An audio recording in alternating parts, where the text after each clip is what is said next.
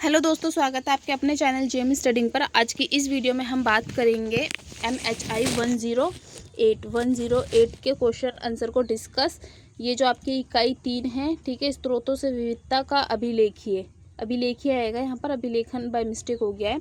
तो क्वेश्चन क्या है आपका? क्वेश्चन है अभिलेखागार के विभिन्न कार्यों का मूल्यांकन कीजिए। इससे पहले हम अभिलेखागार को समझेंगे कि अभिलेखागार क्या है, देन उसके बाद हम उसके वर्क्स को जानेंगे, ठीक है। तो देखिए, अभिलेखागार किसी भी समाज, राष्ट्र, संस्था की ऐतिहासिक स्मृति के संरक्षक होते हैं। क्या बोल रहा है? अभिलेखागार क्या होते हैं?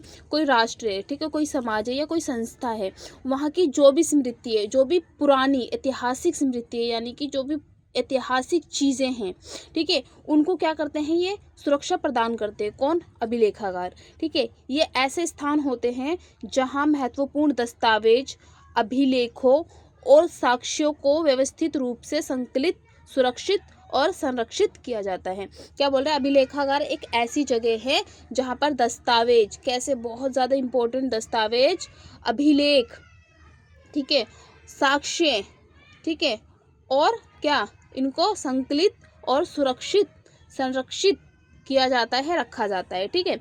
अभिलेखागार केवल अतीत की जानकारी का भंडार नहीं होते, बल्कि वे वर्तमान प्रशासन, न्याय व्यवस्था और भविष्य के अनुसंधान के लिए भी आधार होते हैं। क्या बोले कि जो अभिलेखागार होता है वो सिर्फ आपके पुराने या आपके अतीत की जानकारी नहीं देते आपको, वो क्या करते हैं? वर्तमान, आज के समय में जो आपका प्रशासन है, ठीक है, जो आपकी न्याय व्यवस्था है, और भविष्य के लिए अनुसंधान को आधार प्रदान करते हैं, ठीक है। इतिहासकार, शोधकर्ता, विद्यार्थी या नीति निर्माता सभी अभिलेखागार पर निर्भर रहते हैं। अब क्या बोल रहे हैं कि इतिहासकार जो है, ठीक है, वो भी अभिलेखागार पर रहते हैं। भाई वो जाएंगे वहाँ पर, देखेंगे क्या क्या चीज़ें हैं, देन उसको लिखेंगे। जो शोध करता है, ठीक है, कोई चीज़ है उसमें वो शोध कर रहा है, ठीक है, उसको दोबारा से लिख रहा है, तो क्या करेगा? वो पुरानी चीज़ों को भी पढ़ेगा, ठीक है। विद्यार्थी, ठीक है, विद्यार्थी कैसे रह सकते हैं? देखो, स्कूल होता है, स्कूल में भी बहुत सारे अभिलेखागार होते हैं जहाँ पर उनके रिकॉर्ड्स वगैरह रखे जाते हैं, तो उनको भी चाहिए, ठीक है। नीति निर्माता, अब कोई नीति निर्माण बना रहा है तो वो क्या करेगा? पहले पुरानी चीज़ों को जाकर देखेगा, देन उसमें क्या ठीक करना है उसको वो लिखेगा। तो क्या कह रहे हैं? ये सभी लोग किस पर निर्भर रहते हैं? अभिलेखागार पर निर्भर रहते हैं।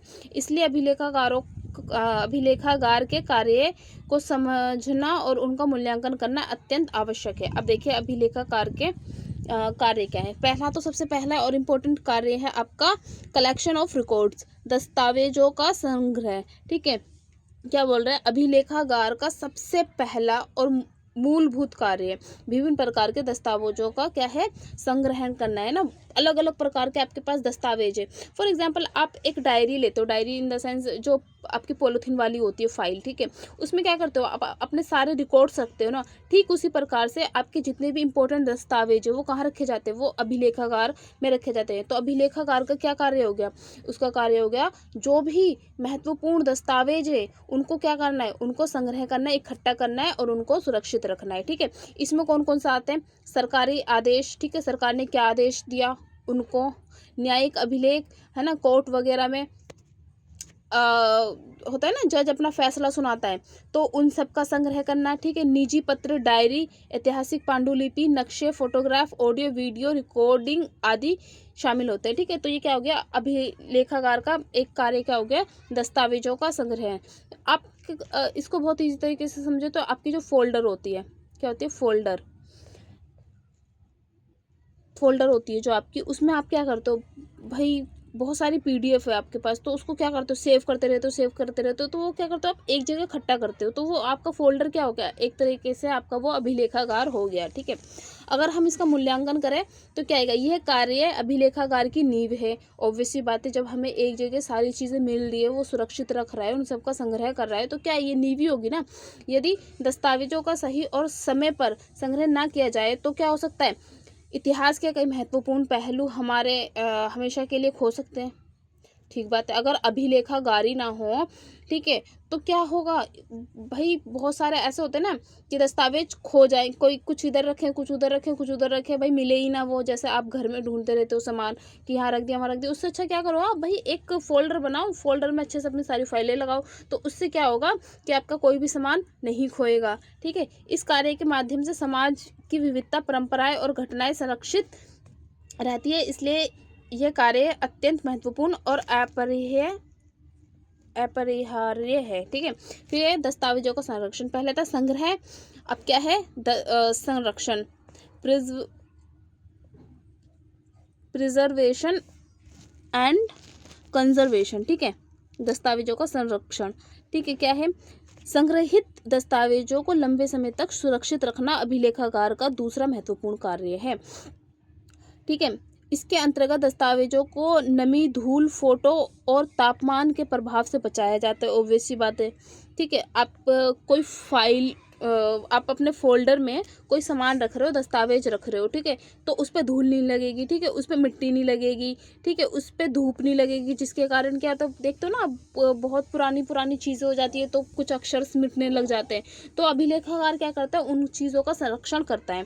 ठीक है, आधुनिक तकनीकों जैसे माइक्रोफिल्मिंग और डिजिटलीकरण का भी उपयोग किया जाता है। मूल्यांकन, संरक्षण के बिना संग्रहित सामग्री का कोई महत्व नहीं रह जाता। ऑब्वियसली बात है, अगर हम उसको क्या करेंगे, उसका अगर हम संरक्षण ही नहीं करेंगे, मान लो हमने क्या करा, उसको इकट्ठा तो कर लिया लेकिन उसका संरक्षण नहीं कर रहे हम, ठीक है, उसको बचा नहीं रहे हम, तो क्या उसको कोई महत्व रह जाएगा, नहीं ना।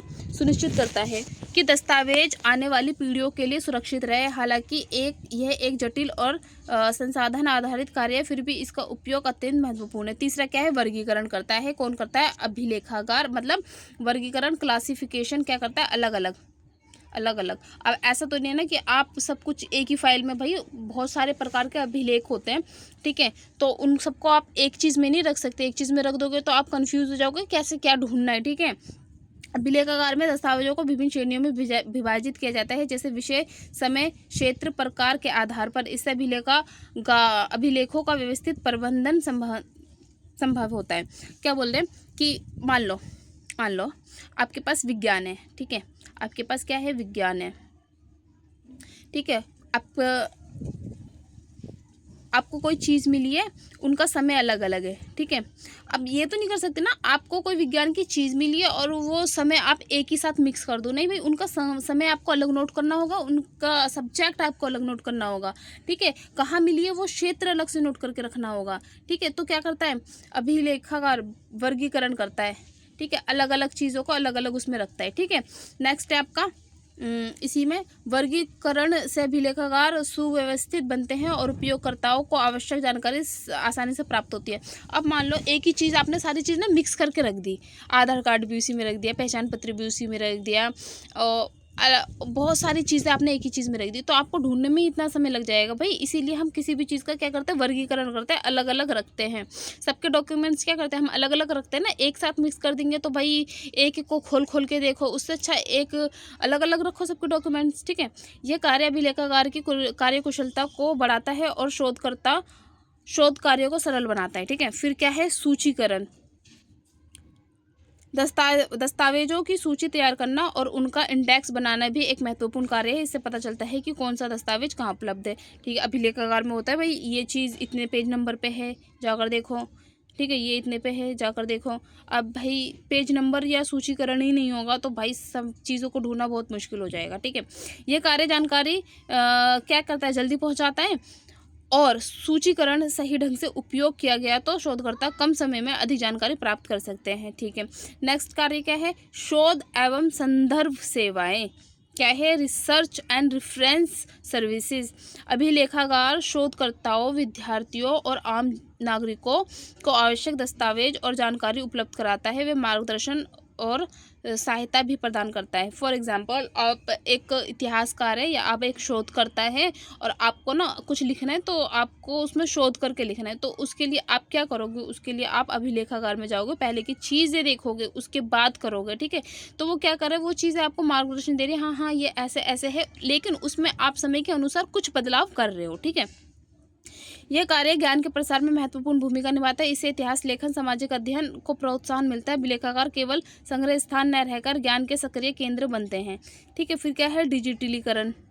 डिजिटलीकरण, ठीक है। आधुनिक समय में अभिलेखागार दस्तावेजों को डिजिटल रूप में परिवर्तित कर रहे हैं, जिससे वे सुरक्षित और सुलभ बन रहे हैं। इनका मूल्यांकन देखें तो हम डिजिटलीकरण से अभिलेखों की सुरक्षा बढ़ती है और उनकी पहुंच वैश्विक स्तर पर संभव होती है। ये कार्य समय की आवश्यकता और अभिलेखागार को आधुनिक बनाता है। इससे शोधकर्ता को ऑनलाइन सामग्री प्राप्त हो जाती है। फिर है जन जागरूकता और प्रदर्शनी। अभिलेखागार समय समय पर प्रदर्शनी और सेमिनार और कार्यशालाएं आयोजित करते हैं, ताकि लोगों को इतिहास और संस्कृति के प्रति जागरूकता भी बढ़ाता है। भाई आपके पास सामान है, आप क्या कर रहे हो, सेमिनार कर रहे हो, उस चीज़ को पढ़कर फिर आप उसमें सेमिनार में उसका उपयोग कर रहे हो, तो क्या हो रहा है, इससे जागरूकता बढ़ रही है।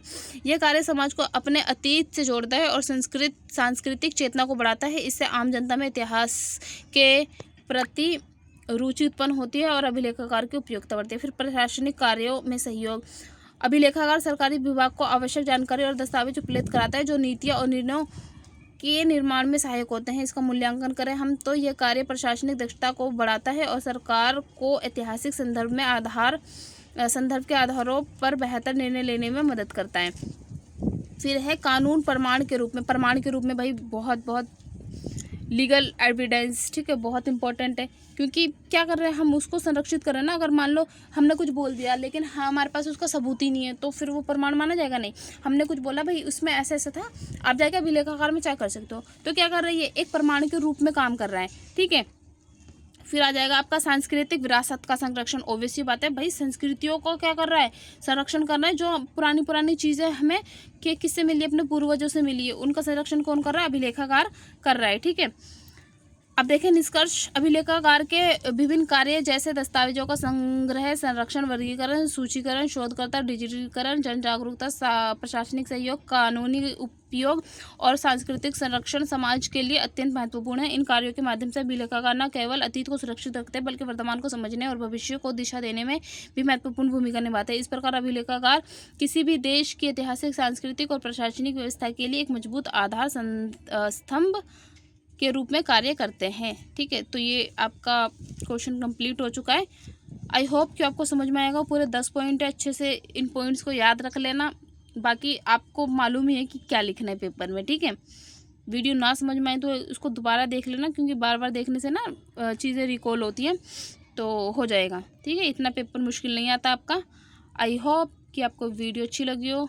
चैनल को सब्सक्राइब, लाइक, कमेंट करके बता देना। ठीक, थैंक यू।